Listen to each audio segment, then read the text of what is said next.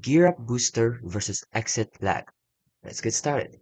Now, Gear Up Booster is a network optimization tool designed to reroute gaming traffic through more efficient paths, aiming to reduce latency and packet loss.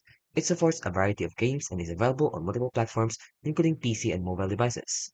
Now, ExitLag is a well-established service that optimizes game connections by providing multiple route options and real-time adjustments. It recently introduced AI-powered routing to enhance performance further.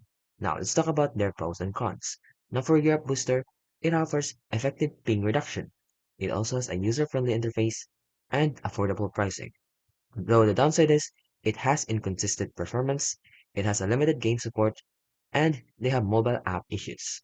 Now for ExitLag, well, ExitLag offers AI-powered routing, multi-route technology, and wide game support.